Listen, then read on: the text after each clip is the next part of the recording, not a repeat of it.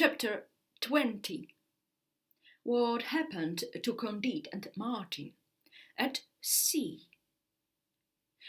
So Candide and the old scholar, whose name was Martin, set out for Bordeaux. Both had seen much and suffered much. Candide, however, did have a great advantage over Martin.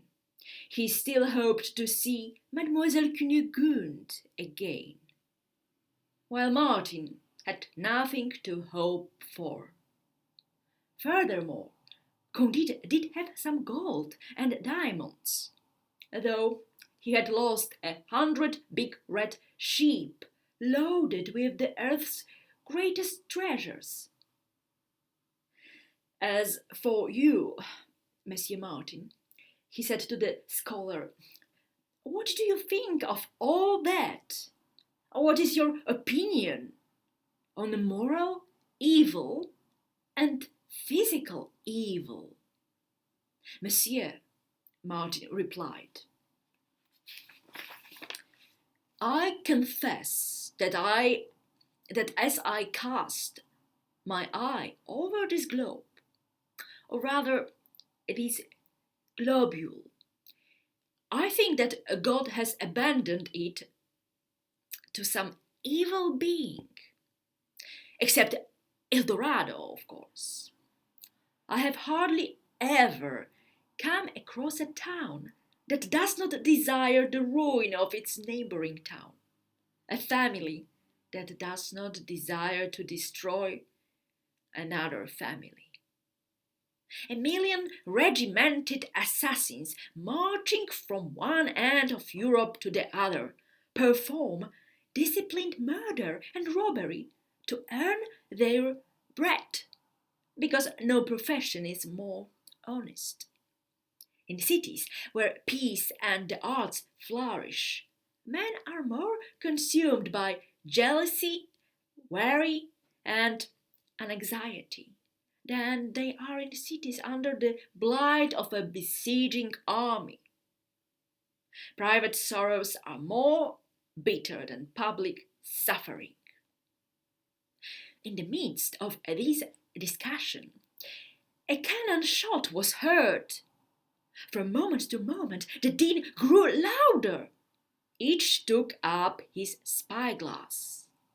They saw two ships engaged in battle about 3 miles away. The wind brought both ships so close to the French vessel that they had the pleasure of viewing the battle at their ease. Finally, one ship fired a salvo so low and well aimed that it sank the other.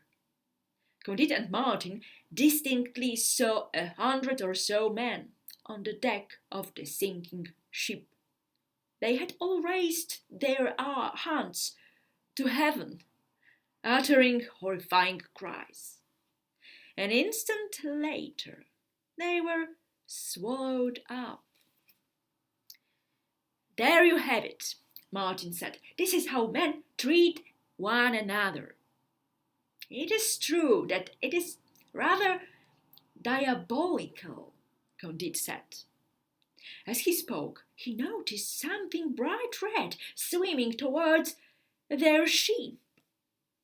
A boat was sent out to see what it might be. It was one of Candide's sheep. Candide was happier at finding this sheep again than he had been sorry at losing 100 of them laden with large El Dorado diamonds. The French captain ascertained that the captain of the victorious ship was a Spaniard, and that the captain of the ship that had been sunk was a Dutch pirate, the very same who had robbed Candide. The immense riches that the blackguard had seized had now sunk with him to the bottom of the ocean, and only one sheep was saved. As you see, Candide said to Martin, crime is sometimes punished. This rascal of a Dutch captain got the fate he deserved. I agree, Martin replied. But did the passengers on his ship have to perish too?